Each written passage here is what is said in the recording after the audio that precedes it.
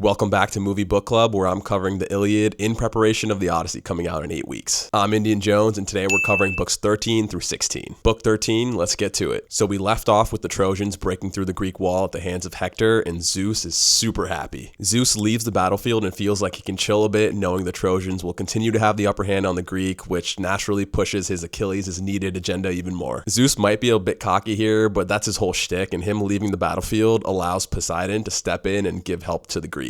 I should have known this book was going to be about Poseidon as soon as I saw that it was called Waves. I was initially confused why Poseidon would decide to support the Greeks after he was complaining that they didn't offer him any prayers or sacrifices when they built their wall that rivaled the walls he had built for Troy. But I did some digging, and apparently he's been harboring a grudge against the Trojans because after he helped build the walls for Troy, he felt like he wasn't properly compensated for his work by the Trojans, and even after they eventually gave him proper compensation, he still held a grudge against them. The main reason, though, I think, is because he saw that Zeus was unfairly giving the Trojans the upper hand and wanted to level the battlefield, quite literally. And he also wanted to show off his autonomy and act against Zeus the second he stepped away from the battlefield. It does go to show you, though, how fickle the gods can be with the sides they choose to support and what their true motivations are. Poseidon rallies the Greek troops that were retreating back to the ships and gave them the courage to keep fighting, and that ends up helping both the Ajaxes drive back Hector himself. In response, Hector throws a spear but misses the intended target and accidentally ends up killing one of Poseidon's grandsons, and obviously Poseidon wasn't too happy. Poseidon responds by giving the Greeks even more desire to fight and take down the Trojans, which leads to a lot more bloodshed on the Trojan side. There was a lot of vivid imagery by Homer in this book, spears penetrating below the ear, heads being cut off and swung around. Yeah, super graphic. There was even a bit about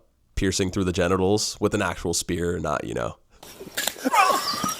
While all this is happening, Hector is still fighting, but the Trojans are getting destroyed, mainly by the two Ajaxes, and you can feel them starting to lose hope and wanting to retreat. Throughout this process, Hector really believes that he's been blessed by Zeus, but little does he know, he's just a pawn and doesn't have the full blessing. He's just a means to an end of making Achilles look good. And Hector, stubborn as he is, luckily gets convinced to retreat and regroup after talking to Polydamas, and Hector ends up linking up with his brother Paris. As soon as he meets up with Paris, he calls him out again for being lazy and just sitting there looking pretty, and tries to convince Paris to rally the troops and get fighting again.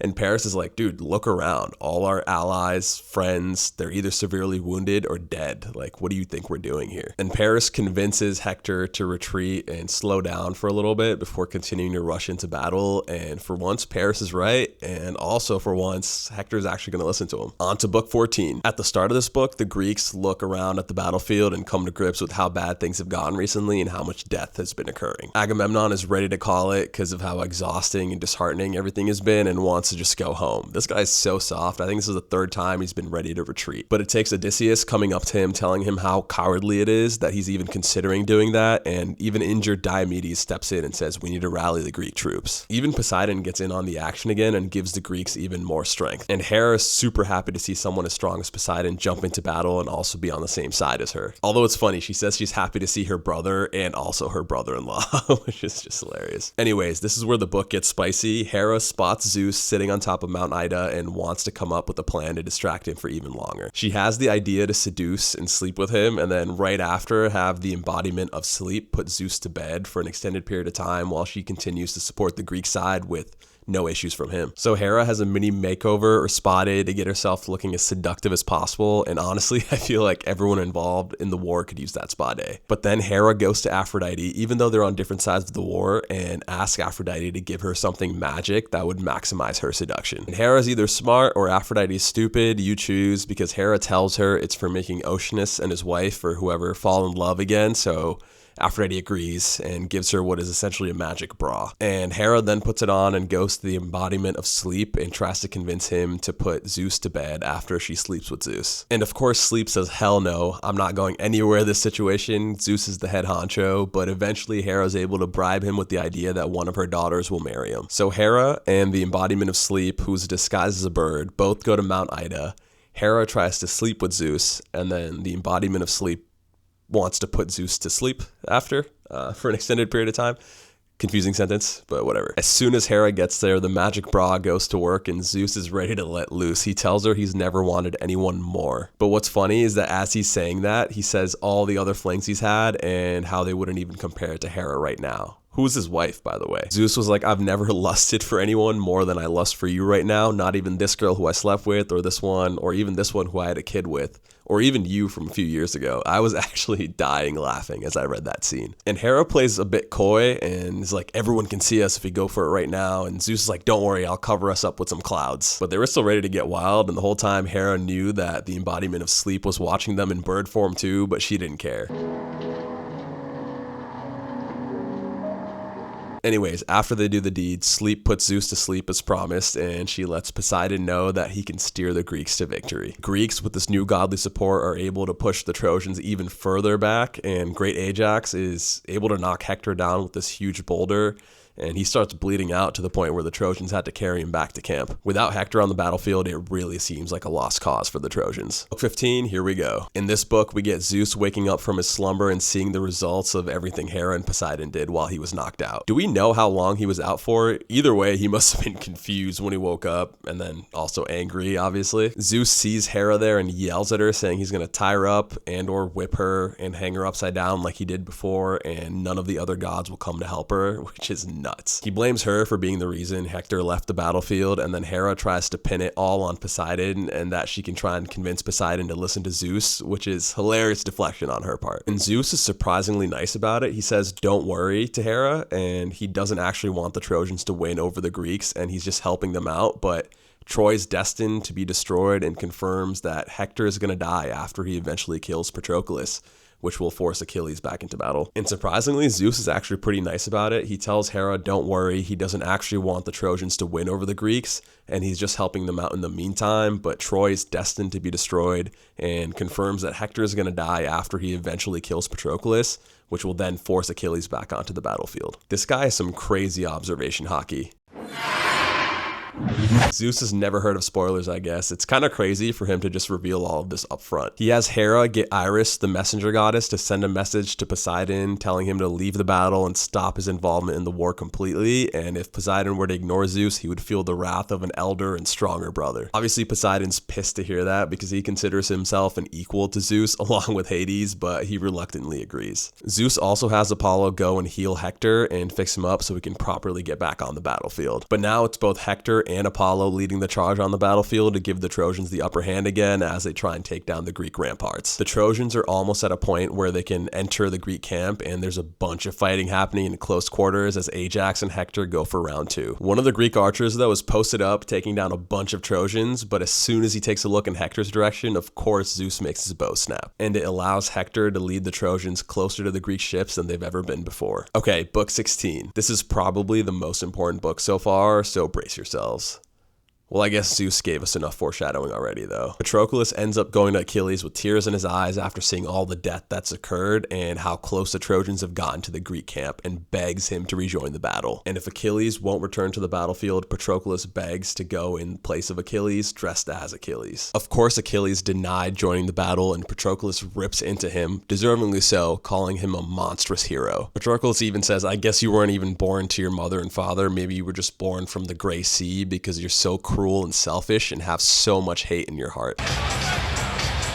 But I guess Achilles feels bad enough to let Patroclus go in his place using Achilles' own armor, which is honestly probably worse than neither of them going. It's just such a funny situation that Achilles is still being so petty, but it's like, fine, Patroclus, you go in my armor, and then tells Patroclus that if you go, you will get glory from me, and I will get all the trophies because you look like me on the battlefield. There's no mention of Patroclus getting any glory himself, which is pretty tough, but I guess that's what he signed up for by going into battle dressed as someone else. Part of Achilles' agreement for Patroclus going into battle was that Patroclus would only participate enough to save the ships, to force the Trojans to retreat, but explicitly instructs him not to follow the Trojans into their own territory. I think this was a mix of not wanting Patroclus to bite off more than he can chew, and to make sure that Patroclus just does the bare minimum to keep the Greeks alive in this battle. But also, he says, don't keep fighting because you think Zeus is on your side, because then you'll end up taking my glory. Surprisingly, Achilles also tells the Myrmidon soldiers that were with him and not participating in battle till now to go with Patroclus to help him out. And Achilles also prays to Zeus to let Patroclus be able to drive the battle away from the Greek ships successfully and let him come back to Achilles safely. And Zeus is like, sure.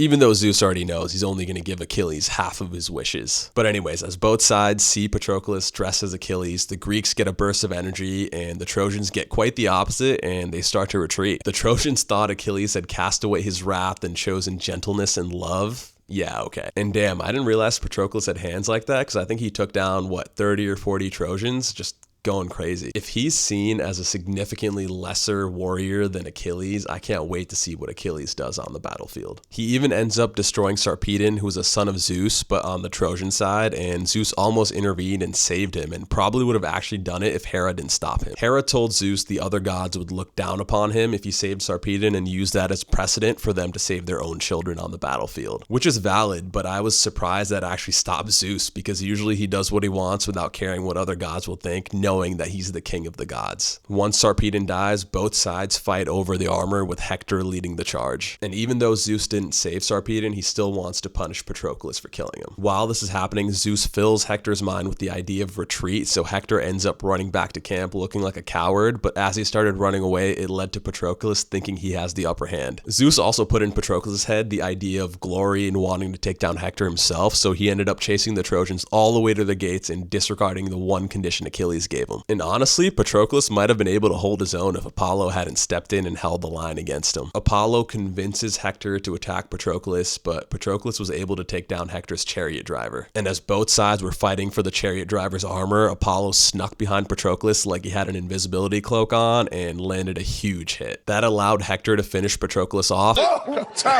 and they both had a final exchange as Patroclus took his last breaths. Hector was taunting him while he was dying, but I think Patroclus actually had the last laugh. Patroclus belittled Hector on his way to death. He said you only won because of the gods intervening, and even by human standards, someone else had done most of the damage before you even got to me. He says he could have taken 30 men like Hector on and killed all of them in a fair fight, and now that he's dying, Hector better count his last moments because Achilles is going to come and kill him. Achilles and Patroclus really had such a unique relationship, unlike any other warriors in the story. They either have the strongest platonic friendship that has ever been written down, or it was a very romantic relationship like a lot of people speculate. Geez, these last few books have really taken off. I feel like we're at peak Iliad. It's been way more of a page turner than I thought it would be. The action and plot development in the last 4 books have been top tier. We need a Game of Thrones style show for the Iliad. I'm surprised it hasn't happened yet, honestly. Tonally, it's been all over the place in the best way possible. It goes from being about virtues to drama to bloody action to humor. It really has something for everybody. It's something a lot of my favorite TV shows and movies do, where they don't fit into one or two specific genres. Man, Homer was such a blueprint. Anyways, quick power ranking update. Bad stretch of books for Odysseus and Diomedes, barely any screen time for them, so they're off the list for now. Agamemnon tries to retreat for the 3rd time in this story so far, so he's towards the way bottom. Hector goes down slightly in the power rankings. All the negatives and the retreating can be attributed to Zeus for the most part, but he did take credit for killing Patroclus, even though that was mostly Apollo, so some negative points for him. Achilles, though, slowly gaining more credibility, even though he's having someone else do the job that he's supposed to be doing, so he shouldn't get that much credit. Big winners of this stretch of 4 books are Paris for actually having some smart ideas, and Patroclus, who actually went to the battlefield and wanted to make a difference. But I guess it was a failure overall because he ended up dying, so quick burst at number 1 for Patroclus, but he'll no longer be on the power rankings here on out. Rest in peace. Alright, it's a wrap on this episode. I will catch you guys next week for books 17 through 20. See ya!